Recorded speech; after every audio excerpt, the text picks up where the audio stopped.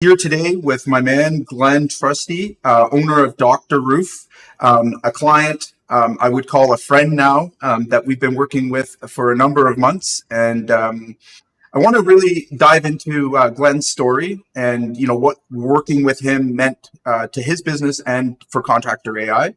Really, again, kind of giving the full disclosure on the experience that we provided and the experience that he went through. Just ahead of this conversation, I'm going to share with you guys really quickly what the scope of work was, what we covered, what were some of the challenges were from Contractor AI side. So Glen runs a very successful 7-figure business, has been around for 25 years. Really, again, from the outside looking in, totally, the dominant figure in his market. And when he came to us, he had a very specific problem. And it started off with, sales being down. It started off with, having his team not being connected, and not performing the way that he had expected. And again, when I heard these things, immediately I realized, having worked with him in the past, that we were in for a very big project, because a lot of the things that I was seeing and that I was observing in his business and the problems he was asking me to fix were challenging.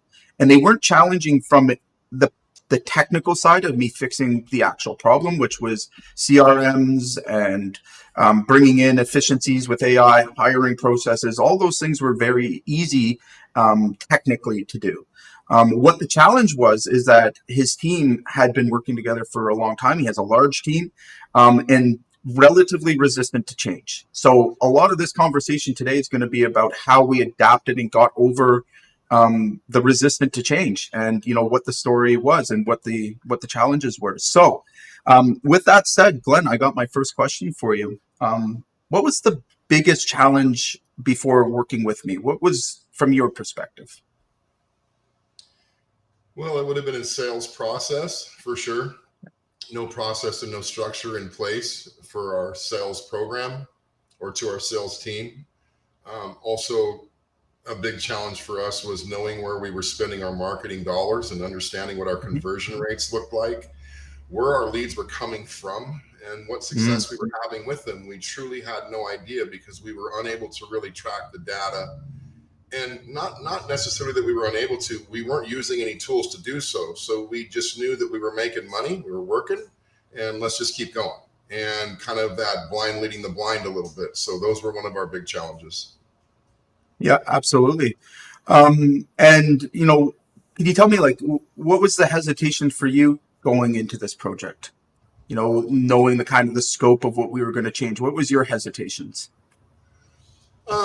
Some of it was my own abilities to understand the technology, and listening to it was a little intimidating, kind of knowing little about it.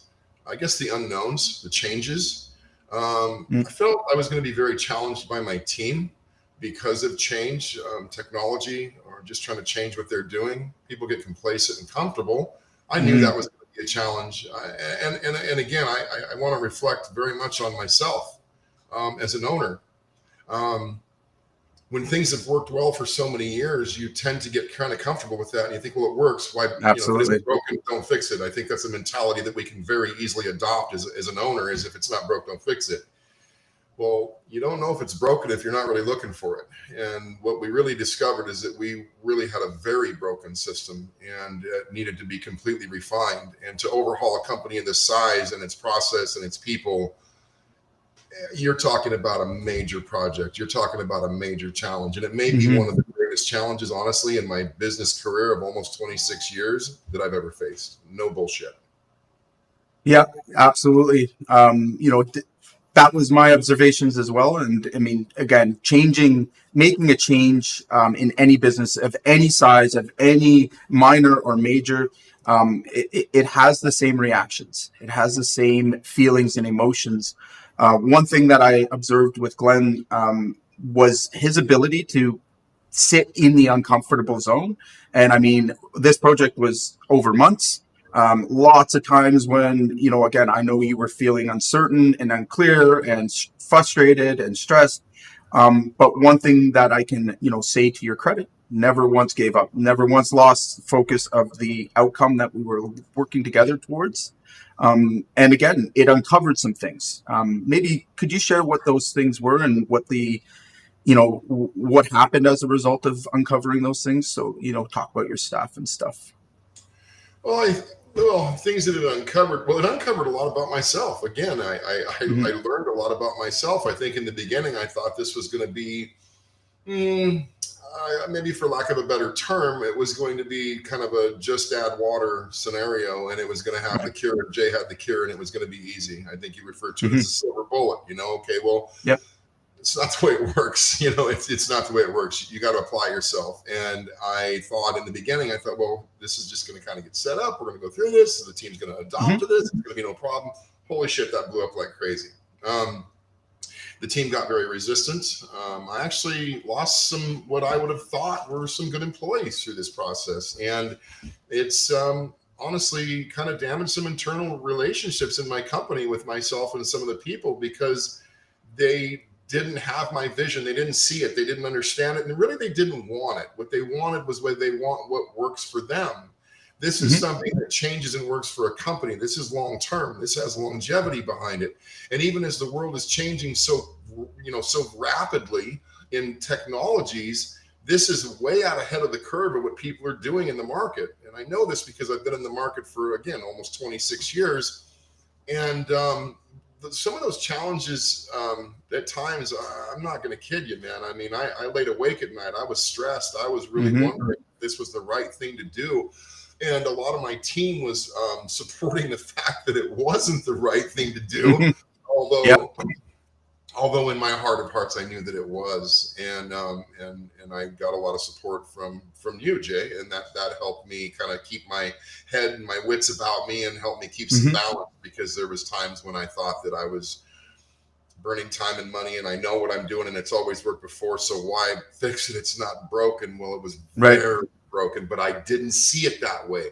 I struggled to believe it. I had to really go in my own internal, being to understand that there was way more to this than just a system in place. And it was me. It was myself. So I was looking for the problem, and I could find it if I just found a mirror, right? Sometimes you got to face the fact that you're your own worst enemy, or you're standing in your own way. Your people, they're employees. They're going to be employees. But if you can't get out of your own fucking way, then it's going to continue to be damaging. So there were some challenges. Yes, absolutely. For sure. So one of the first things that I remember is a conversation that you and I had about what the possible risks were. And I mean, in the original scope of work, which we followed step by step, hit every milestone, made sure that we were keeping on track. But the first conversation that we really had heart to heart was what needed to change personally for you. You being able to step back from the business, being able to trust your staff to actually do the right things.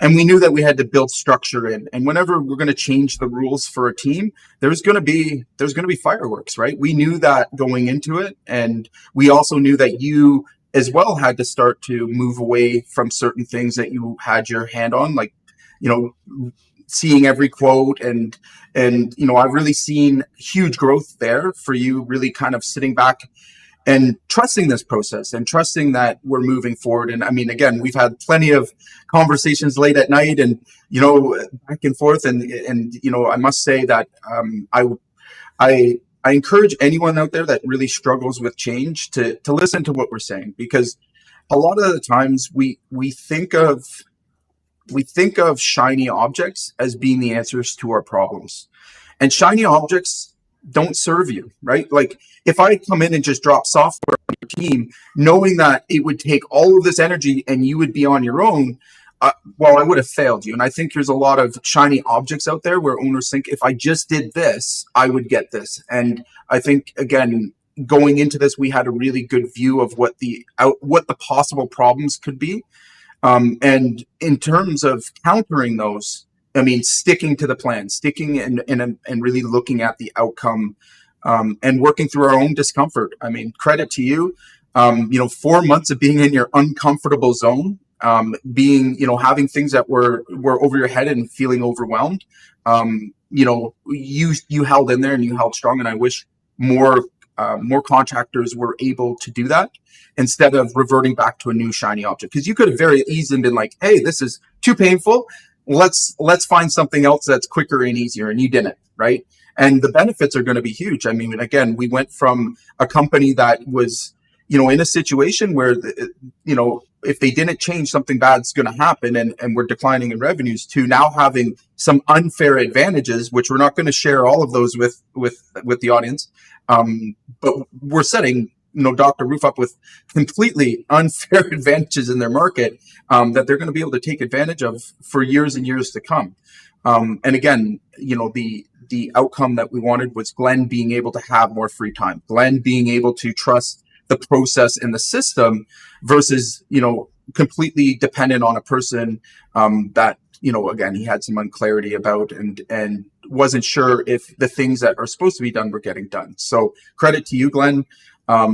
Great story of really working through, the uncomfortableness, which is going to come no matter what. So even though you weren't actually, building the software, any of that kind of stuff, the experience of the change was still massive, wasn't it? It was still huge, right? Yes. I mean, it still is, but it feels different. It's almost like, that adage, there's light at the end of the tunnel. I feel like I can see, you see the bigger picture now. For a while, I had my blinders on and I kind of had tunnel vision and it was a struggle. And it doesn't feel that way when I wake up each day. Now, this morning I came in and I sat down just as an example and I'm like, okay, I'm really working through what I've got. I'm looking at everything and I'm seeing it. I'm seeing this come together now. Really adopting it and putting it to use. There's the next step. Like, we're at the biggest milestone, I think, of this whole thing. Yes. The biggest challenge, the biggest milestone being that once this thing gets going, I think this is where the rubber meets the road. I think this is where it's really going to happen. And I have confidence in that. I mean, I believe in that. And that's a big part of doing any project like this, man. You got to believe in it. You got to believe that you're doing the right thing. Because as soon as you get all those doubts in your head, which I went through some of that, it just, it slows the process. It slows the project. And it cost me some time. I cost myself the time because I allowed myself to get so deep into, doubting that I was doing the right thing. So yeah, we had actual team members, again, like resisting it completely. So we really did this whole project with the brakes on, but we were able to push through. And again, in terms of, giving everyone an idea of the scope, we completely overhauled his sales department first, implementing a full end-to-end sales playbook, creating SOPs, creating structure, which he was able then to hire a sales rep that's come in and, a complete A player to support them on that. We also built a very badass quoting tool that's going to increase our speed to lead. So being able to get people back quotes within, days or within a day instead of a couple of days, and have those quotes do a really good job at helping our sales team close, as well as having an in-house sales team, which Glen's never had before, that's supporting the closers and optimizing their time in the field so that they're closing more deals. The last thing that we've really, actually we've got two more things, but the speed to lead.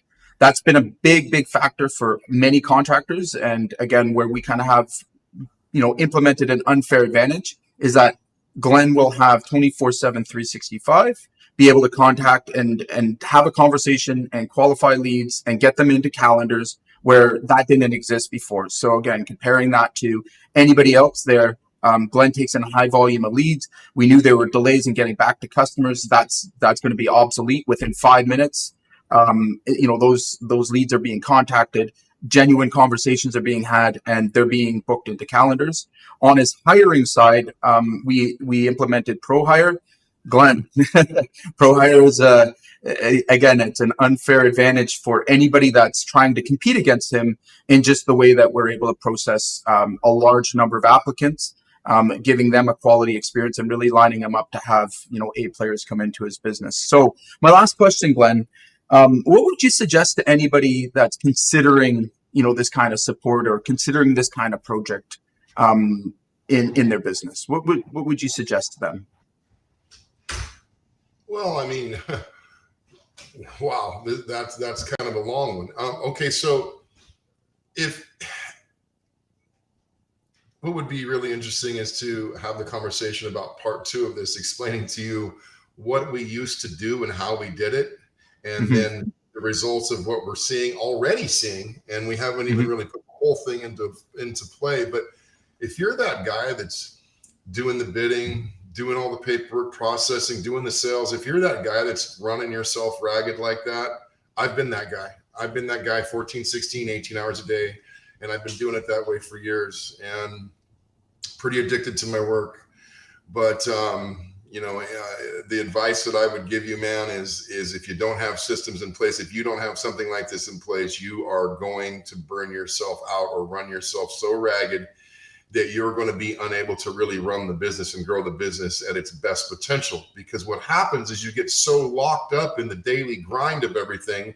And what you do is you find often that it's easier to just do it yourself. It's kind of that old adage, if I want something done, I'm going to do it myself. Well, if that's the mentality that you have, as I have, and have done for years, it's going to cost you dearly. My advice is you've got to put processes in place. You've got to have a sales process. You've got to do team meetings. You've got to have coaching calls with your team. You've got to make sure that you're tracking the data. You have to watch these things. One of the most important things I think in business that I always overlooked was watching the numbers. I never watched the numbers. I just kept my blinders on and kept working and kept plowing the field. And often I'd look up and go, well, how the hell did I get here? And never really taking the time to stop and look at, how did I get there? Where's the data to support it? So if you don't have these things in place, my advice is, man, you're probably going to end up spinning your wheels and running in that hamster wheel for a long goddamn time before you figure it out. But once you do, I'll tell you, it's I don't even really know how to describe it at this point, because I feel relief. That's all I can tell you right now. But I think give me another month, and I think part two of that conversation is going to be the way we were doing things and the results that we could report versus what we're going to be able to report and the results that we're getting from it. I think that's going to be huge. I've spent so much money on marketing. When I'm pulling leads, when I say marketing, like AdWords and all those types of things, and it's pretty much shit. I've just, in the last few weeks, I've seen more leads come through. Now you got to take the time to qualify them, but we weren't doing that before. We weren't doing it before. Right. We were just throwing money at it. We were just throwing money out there like it would, we were catching it on fire. Might as well have been. And now we're seeing these leads that are coming through. Not only they appear more qualified, more quality, but we're getting an abundance of leads where we used to run 7 to 11 or 9 to 11 leads a day.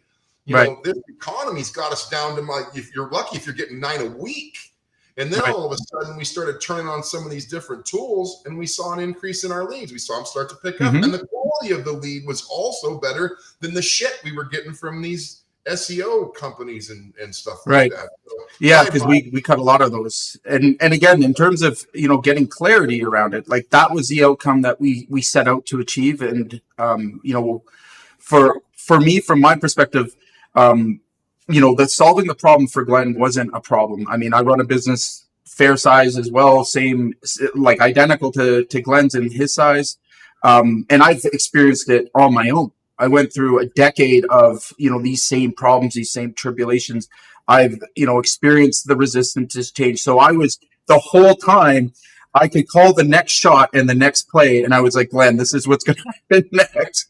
And even if he was resistant, a month later, he's like, man, how'd you know that? Like, I was like, we've been through it, right? So again, it's been a lot of, a lot of fun now looking back on it. Not so much fun when I was in it, because I knew I was in for it, and I knew what what we would be facing, and I couldn't have had a better partner to work with in Glen, and really, again, getting over his own fears, getting over his own resistance to change, leading his team, which again, I wish, the contractors are out there. You can't always be right, and you shouldn't try to be. Your job is not to be right. It's to get it right. Okay. When we can let go of egos and get out of our way and really, give up some control, because, it feels out of control when somebody's leading you to something that you've never seen, never touched. And to be honest with you, 99.99% of contractors have never touched or can't even fathom what we've done. When you have to lead someone through that, especially someone strong-willed like Glen, there is, that is the challenge we got over. And I mean, for me, working with someone like Glen, and watching him as a person grow and develop has been, it's been a lot of fun now. And, going forward now, we're sitting on top of our wins.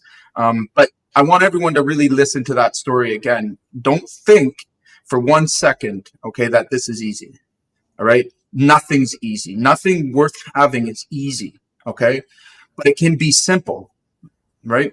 At the end of the day, there's people that have solved the problem you're trying to solve, right? When we trust the process, we trust the plan, and we're willing to stick through it no matter what, all right, results come. And that's where we make big, growth, both personally and in business. So I can't wait. We're going to have another call with Glen. I just wanted to take the opportunity to document this because Glen's now, and I already know because I'm about 90 days ahead of the plays, that in about 3 to 4 weeks, Glen's going to be a raving fan. So there's my shot. There's my call out. And anybody that's listened so far, hope you enjoyed and I hope you listened well. And we'll talk to you guys soon.